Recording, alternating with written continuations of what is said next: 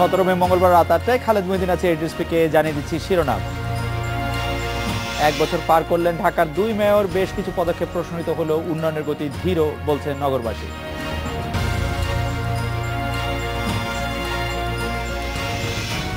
প্রধান শিক্ষক লাঞ্ছনায় জড়িতদের বিচারের আশ্বাস আইনমন্ত্রীর, শিক্ষককেই সাময়িক বরখাস্ত করল পরিচালনা পর্ষদ। তনু হত্যা মামলা দ্রুত বিচার ট্রাইব্যুনালে নেয়ার পক্ষে আইনমন্ত্রী, সিআইডিতে ভরসা রাখছেন বাবা মা।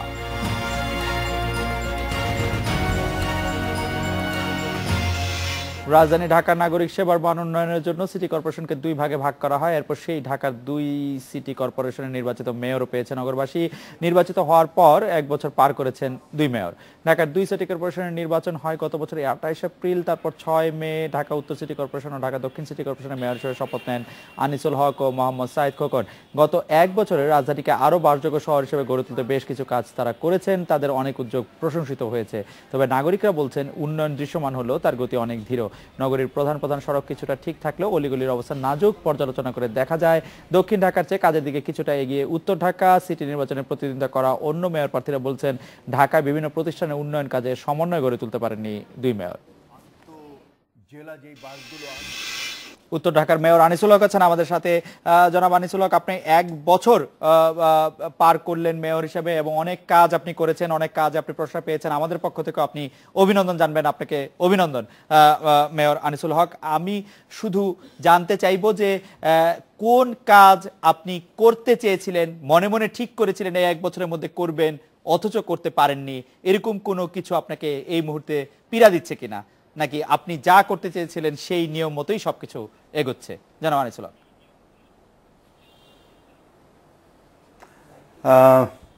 প্রথমত ধন্যবাদ যে আমাকে এবং আমার মনে হয় সাইদকেও আপনারা আমন্ত্রণ জানিয়েছেন, আমাদের দুজনকে। এক বছর পার করলাম। আসলে 14 তারিখ থেকে 1 বছর হয়েছে, 1 বছর 3 দিন। ওই দিনটিতে আমরা দায়িত্ব নিয়েছি ফর্মালি। বোর্ড মিটিং যেদিন থেকে হয় সেদিন থেকে 1 বছর ধরা হয়। তো আমি দেখলাম যে আপনাদের টাইটেলে আপনারা বলেছেন যে আমাদের উন্নয়নের কাজ হচ্ছে কিন্তু গতিধীর।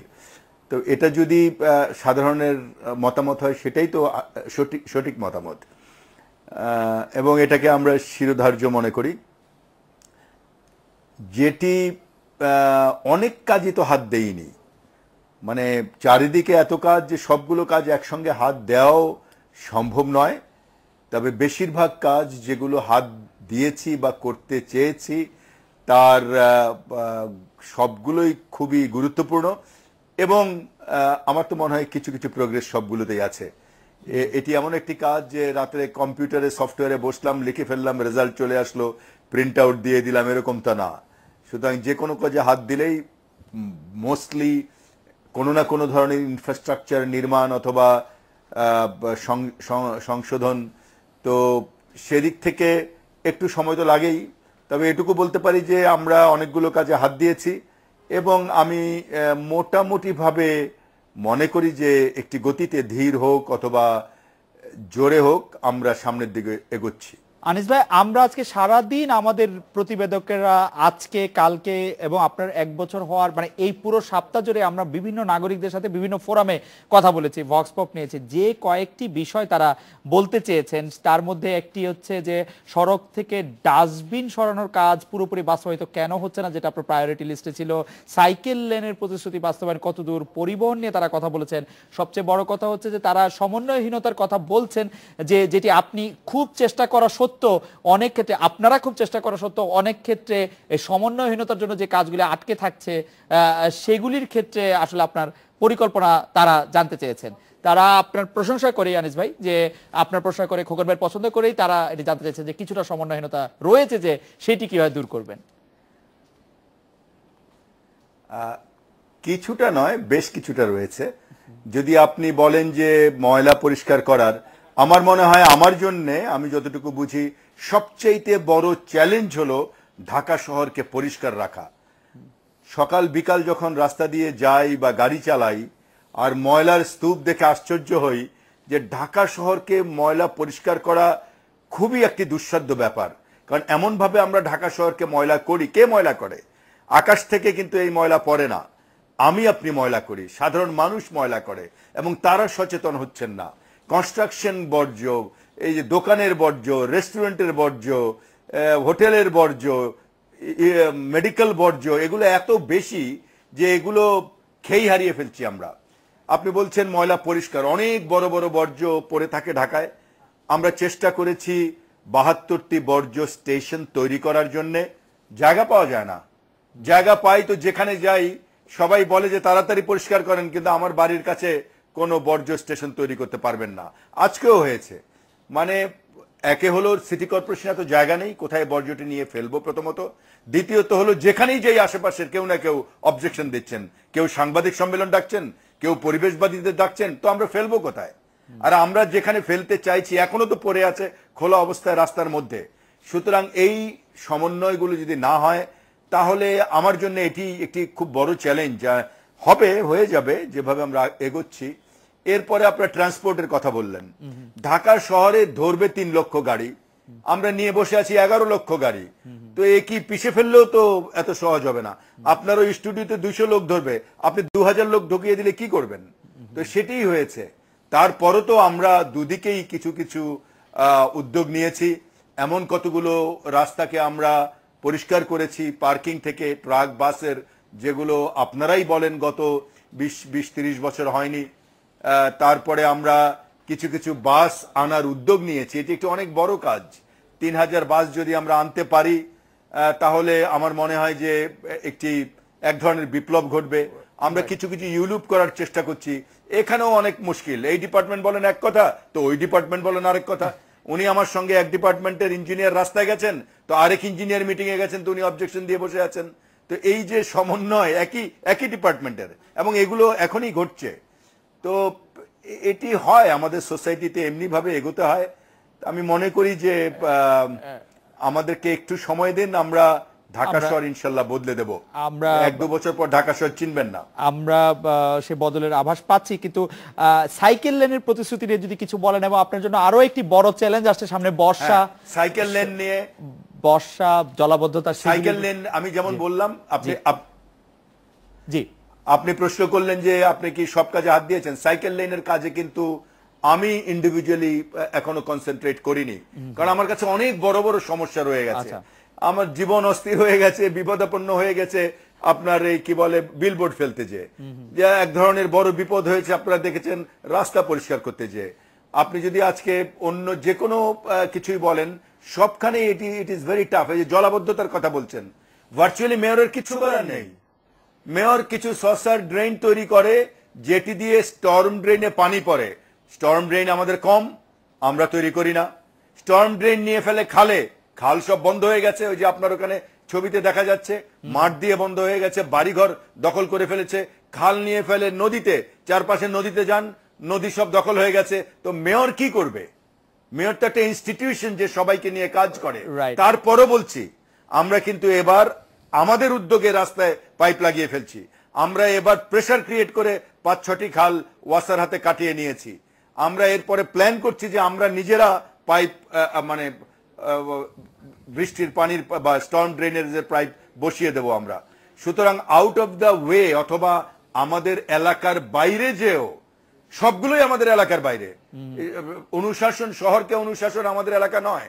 ট্রাফিক সিগন্যাল, ট্রাফিককে নিয়ন্ত্রণ করা আমার এলাকা নয়। পানিকে নিয়ন্ত্রণ করা আমার এলাকা নয়। সিকিউরিটি নিয়ন্ত্রণ করা আমার এলাকা নয়। কিন্তু তারপরে দেখেন আমরা 600 সিকিউরিটি ক্যামেরা বসিয়েছি, যাতে আমার মনে হয় যে ঢাকা উত্তর সিটি কর্পোরেশনের দক্ষিণ দিক অনেক এই আর এখন থেকেই অনেক বেশি সিকিউরড। সুতরাং আমরা আমাদের বাইরে যেও সমন্বয় করে চেষ্টা করছি।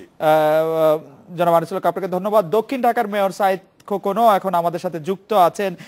জনাব সাইদ খোকনের জন্য আমি একটি প্রশ্ন করতে চাই যে রাস্তা থেকে, সাইদ খোকন আপনাকেও আমি একটু অভিনন্দন জানাতে চাই যে আমরা জনগণকে যে প্রশ্ন করেছিলাম তারা বেশিরভাগই আপনাদের প্রশংসা করেছেন। মেয়র আনিসুল হকের প্রশ্ন করেছেন, মেয়র সাইদ খোকনের প্রশ্ন করেছেন যে আপনারা কাজ করতে চাচ্ছেন, কাজ করছেন, ধীরগতির বলছেন, কিন্তু আপনারা কাজ করছেন সেটি তারা স্বীকার করছেন। যে কথাটি বেশি উঠে এসেছে সেটি দিয়ে আমি একটু শুরু করতে চাই যে রাস্তা থেকে ডাস্টবিন সরানোর বদলে দক্ষিণ ঢাকা আমরা লোহার ভ্রাম্যমান বেড়া দিয়ে আড়াল করে ডাস্টবিন স্থায়ী করতে দেখছি। এর কারণ কি বলে আপনি মনে করেন জনাব সাইদ খোকন? আসলে আমাদের সেকেন্ডারি ট্রান্সফার স্টেশন আপনার বসানোর কথা ছিল। আপনি জানেন যে দক্ষিণ ঢাকা মূলত খুব আপনার ঘনবসতি এলাকা। আমাদের একটা সেকেন্ডারি ট্রান্সফার স্টেশন করতে অন্তত 10 কাঠা 15 কাঠা জায়গা লাগে। এত জায়গা আমাদের সবগুলো ওয়ার্ডে নেই। তো যার কারণে অ্যাট দ্য সেম টাইম আমি চাচ্ছিলাম যে আপনার আবর্জনাগুলো যাতে মানুষের আই কন্ট্যাক্টের ভিতরে না থাকে, একটু আইসোলেটেড থাকে। যার কারণে আমাদের প্রায় আমরা আইডেন্টিফাই করেছি আমার 81 স্পট আপনার কন্টেইনার ছিল, যেগুলো ময়লা আবর্জনা উপচে পড়া থাকতো। ছোট ছোট বাচ্চারা সেগুলো আপনার একটু নেড়ে বিভিন্ন জিনিস নেওয়ার চেষ্টা করতো। তো সেগুলো অত্যন্ত দৃষ্টিকটু ছিল এবং আপনার দুর্গন্ধ ছড়িয়ে যেত। আমরা সিদ্ধান্ত নিয়েছি সেগুলোকে ফেন্সিং দিয়ে ঘিরে দেওয়া, যাতে জনগণের দৃষ্টির মধ্যে না আসে, দৃষ্টির অগোচরে থাকে এবং শহরটাকে একটু পরিচ্ছন্ন রাখা যায়। জনাব সাইদ খোকন, আপনি এবং উত্তর ঢাকার মেয়র আনিসুল হক, এই দুইজনের মধ্যে আমরা একটা মিল দেখতে পাচ্ছি যে আপনারা দুজনই বনানী থেকে আমাদের সাথে সংযুক্ত হয়েছেন। আমরা সেই জন্য মিল রেখে একই প্রশ্ন আপনাদের দুজনকে করতে চাই যে ইউনিয়ন যুক্ত হওয়ায় আয়তন দ্বিগুণের বেশি হয়েছে সিটি কর্পোরেশন। এখন কোনো ধরনের নাগরিক সেবার অবকাঠামো জনবল না থাকায় বিশাল নতুন এলাকাগুলো উন্নয়নের চ্যালেঞ্জ আপনারা কিভাবে নিচ্ছেন? বাজেট বরাদ্দের ক্ষেত্রে নতুন এলাকাগুলি কতটা গুরুত্ব পাবে? একই প্রশ্ন আপনাদের দুজনের কাছেই করতে চাই। আমরা একটা বিরতি নিয়ে ফিরছি আপনাদের কাছে। আমি দক্ষিণ ঢাকার মেয়র সাইদ খোকনের কাছে এবং উত্তর ঢাকার মেয়র আনিসুল হকের কাছে বিষয়গুলি জানতে চাইবো। আমরা একটা বিরতি নিয়ে ফিরছি।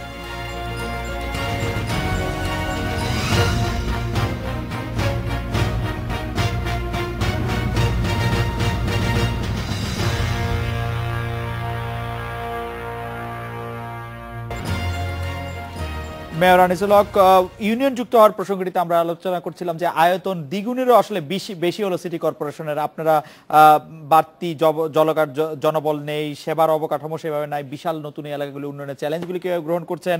বাজেট বরাদ্দের ক্ষেত্রে নতুন এলাকাগুলি কতটা গুরুত্ব পাবে সে ব্যাপারে কোনো চিন্তা করেছেন কিনা জনাব আনিসুল হক?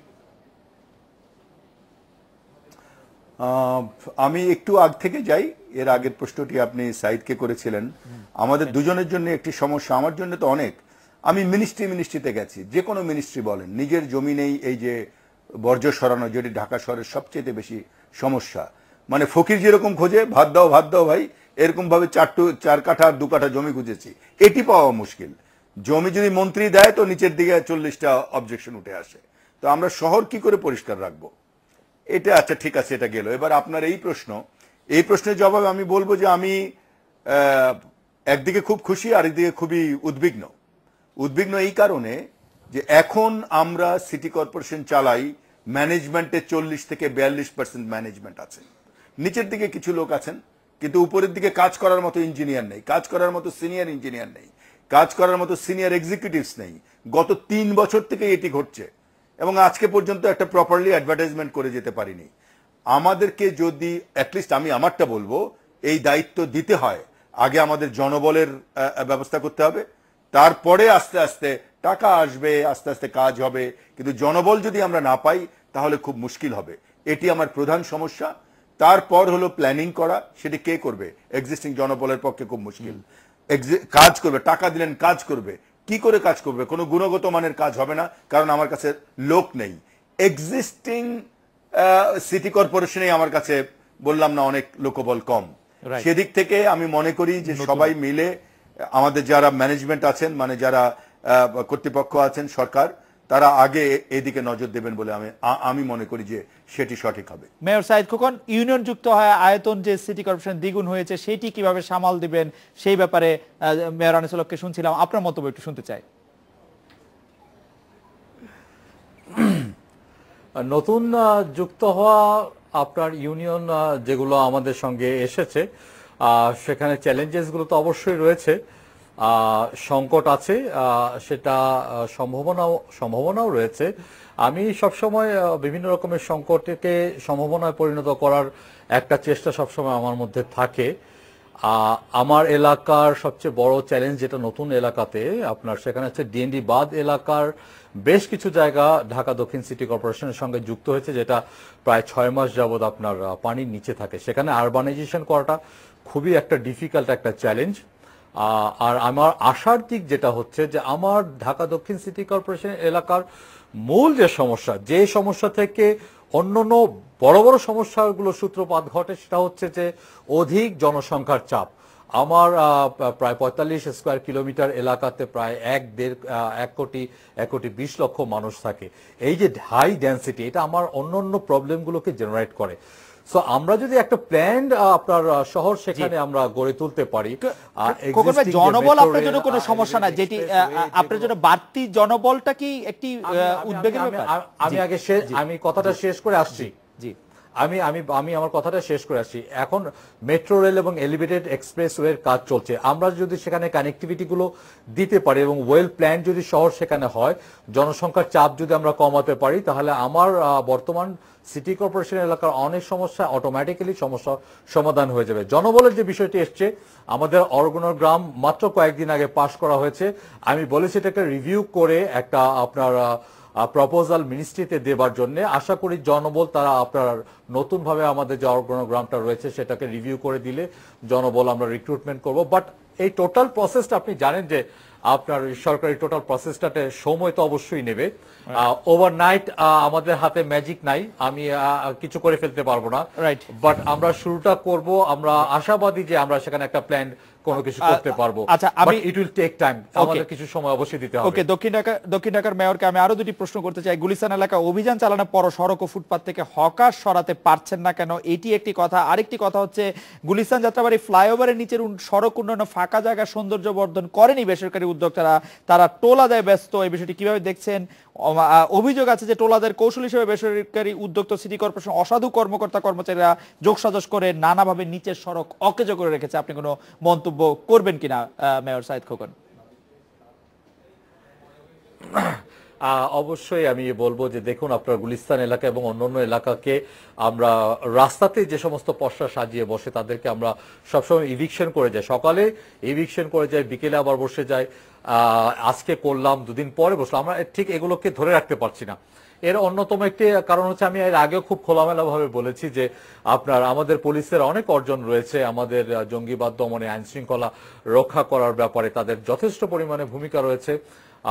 একটা স্থিতিশীল অবস্থা বিরাজ করছে, কিন্তু কিছু কিছু অসাধু পুলিশ কর্মকর্তার কারণে এই জিনিসগুলো সম্ভব হয়ে উঠছে না। আমাদের সমস্যা হচ্ছে, রাস্তায় হকার বসিয়ে দিচ্ছে। আশা করি যে পুলিশ ডিপার্টমেন্ট ইতিমধ্যে উদ্যোগ নিয়েছে, আমার চোখে পড়েছে তারা নিজেরাই মতিঝিল এলাকাতে ম্যাজিস্ট্রেট দিয়ে আপনার রাস্তা যারা দখল করছে তাদেরকে উচ্ছেদে নেমেছে। আশা করি তাদের সাহায্য এবং সহযোগিতায় আমি কাজটি এগিয়ে নিয়ে যেতে পারবো। তবে এই জায়গাতে অবশ্যই আমি স্বীকার করব যে আমি যেভাবে চাচ্ছি সেভাবে হয়ে উঠছে না। দ্বিতীয়ত, আমার প্রয়াত পিতা নামে যে ফ্লাইওভার, তার নিচের বিউটিফিকেশনটা কিন্তু আসলে আপনার ফ্লাইওভার কর্তৃপক্ষেরই করার কথা অ্যাকর্ডিং টু আপনার কন্ট্রাক্ট। সেখানে ব্রিজ অফ কন্ট্রাক্ট রয়েছে, সেখানে আপনার তারা লম্বা সময় যাবৎ আপনার সে কাজটি করছে না। তাদের সাথে আমি একাধিকবার বৈঠক করেছি, তাদের বেশ কিছু যুক্তি তারা তুলে ধরেছেন। উপর দিয়ে যে পরিমাণে তারা আপনার ট্রাফিক আশা করেছিলেন, তারা সেই পরিমাণে ট্রাফিক তারা পাননি। উল্টো আমাদেরকে কম্পোসেট করবার জন্য আমাদেরকে বিভিন্নভাবে তাগিদ দিয়েছেন তারা। তো নিচের কাজগুলো আমরা বসে থাকবো না, আমরা ভেবেছি যে আমাদের নিজেদের উদ্যোগে আমরা করে নেব। এখানে যদি সিটি কর্পোরেশনের কোনো কর্মকর্তা যোগসাযোগ থাকতে পারে। এখানে প্রায় 1,000-2-3 কর্মকর্তা রয়েছেন স্পেসিফিক ভাবে। আমি জানি না, অনেক ধন্যবাদ, যদি এরকম অনেক ধন্যবাদ। আমি একটা সর্বশেষ প্রশ্ন করতে চাই যে খুব সংক্ষেপে, আপনি দক্ষিণ ঢাকার মেয়র কিন্তু উত্তর ঢাকার একজন বাসিন্দা, উত্তর ঢাকার মেয়রকে আপনি কত পয়েন্ট দিবেন? বাস করার জন্য উত্তর ঢাকা কতটা বাসযোগ্য হয়েছে নতুন মেয়র আনিসুল হকের দায়িত্ব নেওয়ার পর? আমি তো আনিস ভাইকে 100% দেবো, কারণ তার চেষ্টার কোনোই কমতি নাই। Is trying his level best. আমার চোখে পড়ছে, আমার বাসার সামনে দেখি তার অনেক চেষ্টা রয়েছে। আপনাকে অনেক ধন্যবাদ এবং আপনাকে আবার অভিনন্দন জানাই। আমি আনিস ভাই আপনি শেষ প্রশ্ন করতে চাই যে মহাখালীতে একেবারে ঝকঝকে চকচকে একটি বাজার তৈরি ভবন কয়েক বছর ধরে পড়ে আছে, এটি আর কতদিন পরিত্যক্ত থাকবে? আমাদের শেষ প্রশ্ন এটি, আমরা 1 মিনিট আপনার কাছে একটু শুনতে চাই মেয়র আনিসুল হক। এটি বিক্রির চেষ্টা করা হয়েছিল, মানে পজিশন কয়েকবার, কিন্তু যে হিসেবে দাম ধরা হয়েছিল কেউই অ্যাপ্লাই করেননি। ভার্চুয়ালি 3বার এটিকে দেওয়ার মানে পজিশন বিক্রির চেষ্টা নেওয়া হয়েছে। তবে এখানে কাউরান বাজার কেউ কিছুটা শিফটিং করার ব্যবস্থা ছিল। এখন কাউরান বাজার শিফটিং এর একটি পর্যায়ে আমরা চলে এসেছি। এখনো অনেকে অনেক রকম খেলা খেলছেন, বিশেষ করে কিছু কয়েকজন নেতৃবৃন্দ আছেন, তাদেরকে কোনোভাবেই বাগে আনা যায় না, যেন তাদের নিজস্ব প্রপার্টি এরকম একটা ভাব। তবে বেশ কিছুটা এসে গেছে এবং এক ধরনের সবগুলো মিলে আমরা একটা সমাধানের জায়গায় এসেছি। 1 মাসের মধ্যে আমরা আবার এই মার্কেটটিকে পজিশনে দেওয়া। আমরা আশা করব যে আপনারা দুজনই সফল হন, ঢাকা অনেক বাসযোগ্য হয়ে উঠুক। মেয়র আনিসুল হক, মেয়র সাইদ খোকন, আপনাদের অনেক ধন্যবাদ। এর স্পিকে বিরতি নিচ্ছি, ফিরছি একটু পরে।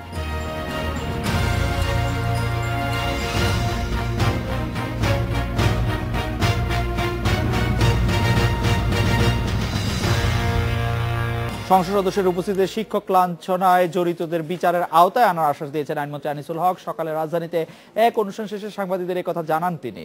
তবে ঢাকায় তার এই আশ্বাস দেওয়ার কয়েক ঘন্টার মধ্যে নারায়ণগঞ্জের বন্দর পিয়ার সত্তার লতিফ উচ্চ বিদ্যালয়ের প্রধান শিক্ষক শ্যামলকান্তি ভক্তকে বরখাস্তের খবর আসে। তার বিরুদ্ধে ছাত্র নির্যাতন সহ নানা অভিযোগ এনেছে পরিচালনা পর্ষদ। নারায়ণগঞ্জের শিক্ষককে বরখাস্ত প্রসঙ্গে কথা বলতে আমরা বাংলাদেশ শিক্ষক সমিতির সাধারণ সম্পাদক আবুল কাশেম জানতে চাইবো যে লাঞ্ছিত শিক্ষককে বরখাস্ত করা হয়েছে, বিষয়টি আপনারা কিভাবে দেখছেন? জনাব আবুল কাশেম।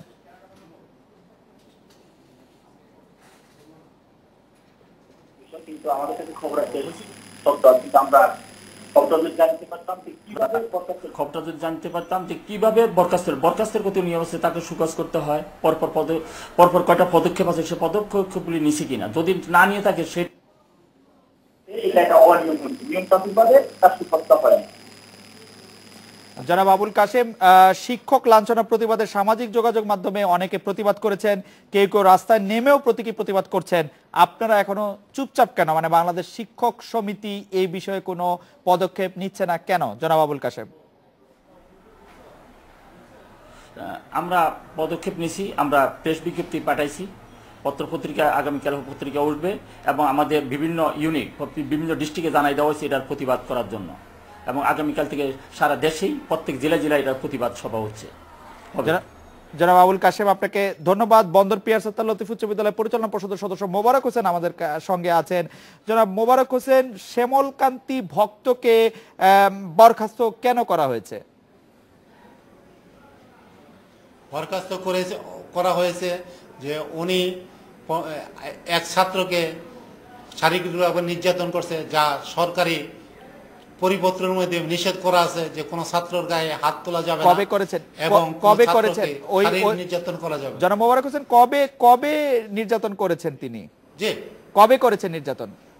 নির্যাতন করেছে ওদের 8/5/2016 ইংরাজি 4th পিরিয়ডে। জি, 8 মে উনি নির্যাতন করেছেন, 8 মে নির্যাতন করেছেন। তারপরে তাকে বরখাস্ত করার ব্যাপারটা আপনারা সিদ্ধান্ত কবে নেন?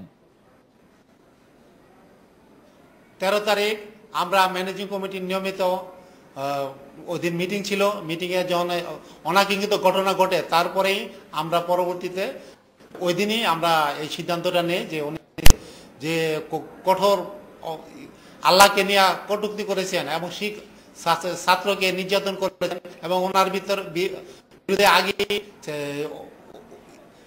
আর্থিক অনিয়মের পরে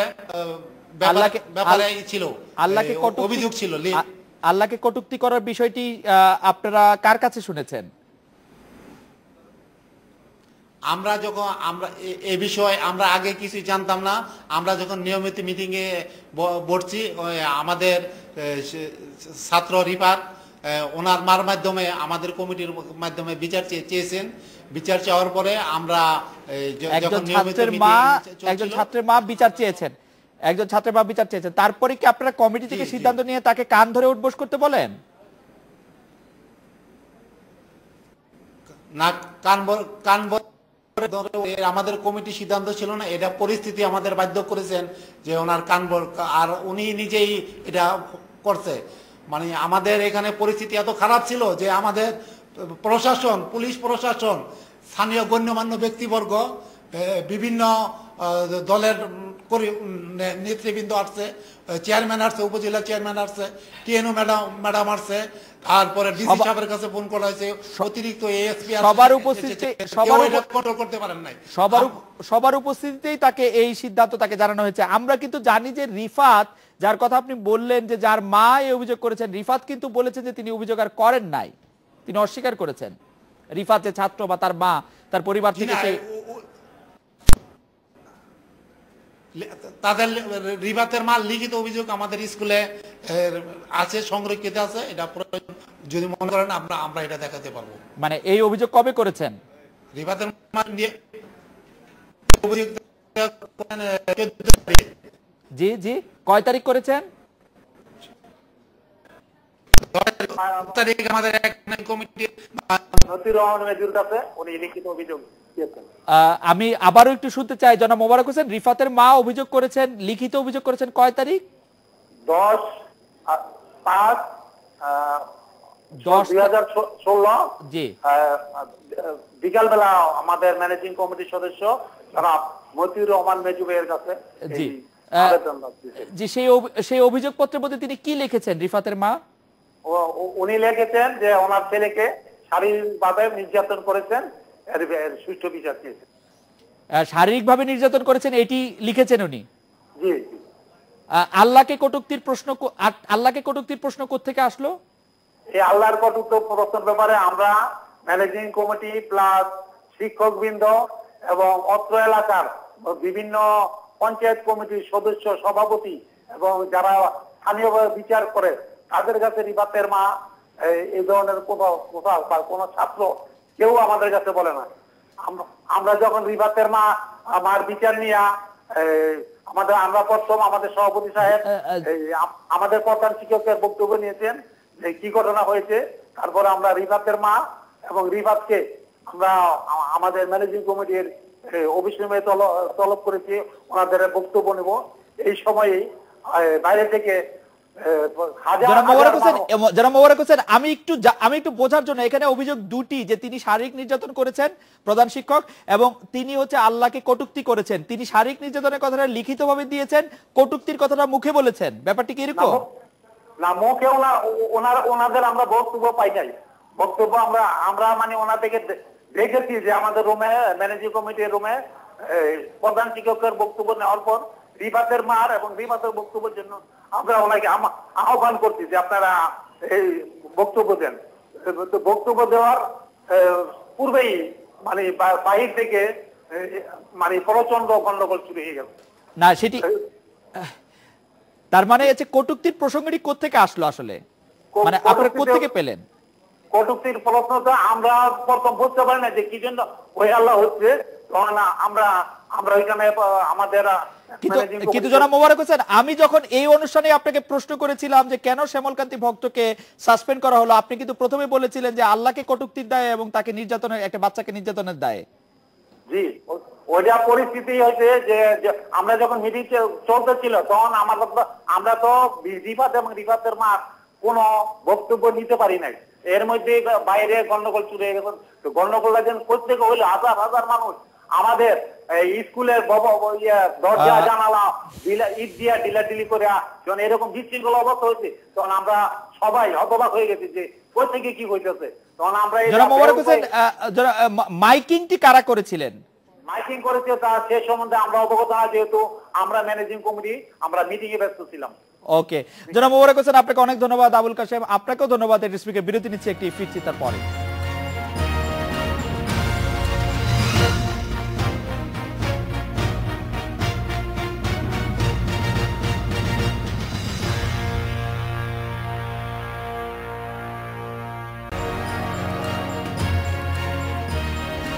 কলেজ ছাত্রী তনু হত্যা ধর্ষণ আলামত পেয়েছে সিআইডি। এ নিয়ে কথা বলতে এখন আমাদের সাথে আছেন বিশিষ্ট চিকিৎসক এবং বিএমএর সাবেক সভাপতি ডক্টর রশিদি মাহবুব।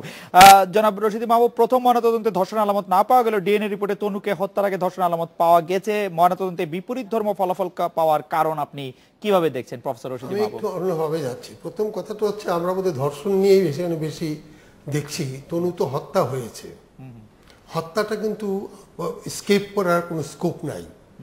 আচ্ছা, ধর্ষণের যে কথাটা আসছে সেটা হচ্ছে প্রথম যখন একটা এই ধরনের মানে কি বলে যে পোস্টমর্টমের জন্য যায়, তার একটা ইনকোয়েস্ট রিপোর্ট থাকে। ইনকোয়েস্ট রিপোর্টটা কিন্তু করে পুলিশ, এবং পুলিশের যে ফাইন্ডিংসগুলো তার উপরে আপনার পোস্টমর্টমের রিপোর্টটা আসে। তবে হ্যাঁ, এর মধ্যে আছে যে পোস্টমর্টম করে সে কিন্তু এর বাইরে যদি ইনকোয়েস্টের কিছু বাইরে থাকে সেটা এন্ডোর্স করাতে হয় এবং পুলিশকেও ওর মধ্যে ইনভলভ করাতে হয়। এখন আমি জানি না, আমি যেটুকু বুঝতে পারছি সেটা হচ্ছে যে ওকে হত্যা করা হয়েছে এবং ধর্ষিত হয়েছে। এখন হত্যা করাটা কেন হলো সেটা একটা প্রশ্ন থাকে, এবং হত্যা এবং ধর্ষণ একই গ্রুপ করেছে। এখন ডিফারেন্ট যে রিপোর্টগুলো আসছে, যে এটাকে প্রথম পোস্টমর্টম করেছে সে একজন মানে কি বলবো যে অত অভিজ্ঞ চিকিৎসক কিনা আমার সন্দেহ আছে। কারণ অভিজ্ঞতা যদি না থাকে তাহলে সে কিন্তু এই ফরেন্সিকের যে ব্যাপারটা এটা কিন্তু পাবে না। কারণ মেডিকেল কলেজে যেটা পড়ানো হয় সেটা হচ্ছে আপনার এই মেডিকেল জুরিসপ্রুডেন্স, ফরেন্সিকটা কিন্তু সেখানে ওইভাবে নেই। কারণ আমাদের মেডিকেল কলেজগুলোতে একমাত্র ঢাকা মেডিকেল কলেজে একটা ডিএনএ ল্যাব আছে, অন্য কোথাও থাকতে পারে। ফরেন্সিকের যে জিনিসগুলো সেগুলো কিন্তু আউটসোর্সিং করে পাবলিক হেলথে বা অন্য জায়গায় যায়। রাইট।